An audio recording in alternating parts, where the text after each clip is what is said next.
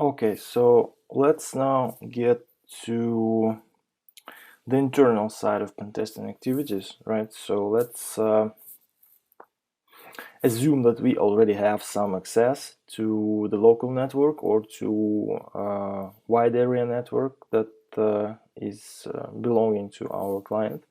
So we can control it, or we can physically access it, or we have some means of remote access already. For example, we have successfully penetrated the network along with the external vector of attack, and we have deployed some kind of an agent, right? And we logically have access to some physical equipment. What happens then? Okay, so one of important things all of us should know about the internet is that it is inherently insecure by design.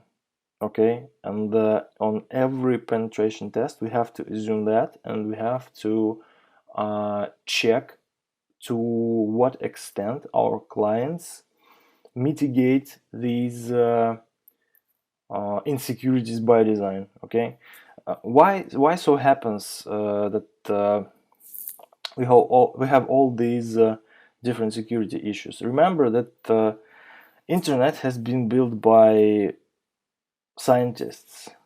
Okay, so the first reason why this interconnected environment has been built was to basically exchange scientific data.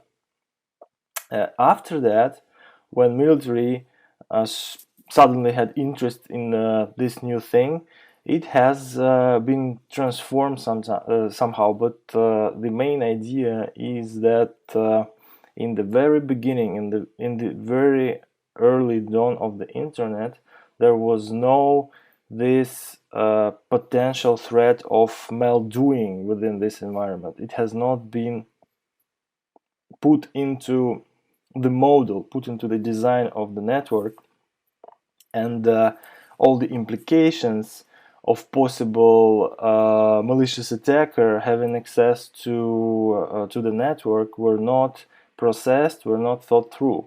So everything that we have regarding security in the internet is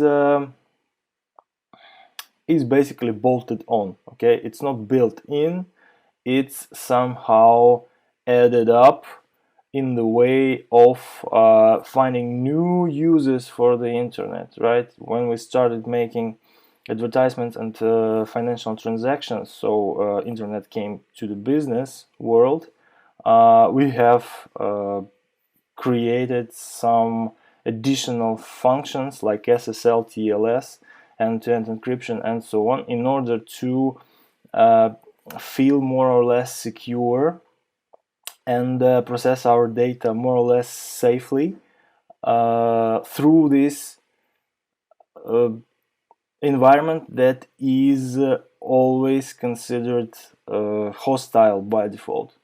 Okay, so that is how things work, and all the protocols that has been created in the very beginning of the internet, they do not have this security thought in mind, right? So the designers were not thinking about security, and this has resulted in many different security issues. Yeah, so let's go and see what are they one by one.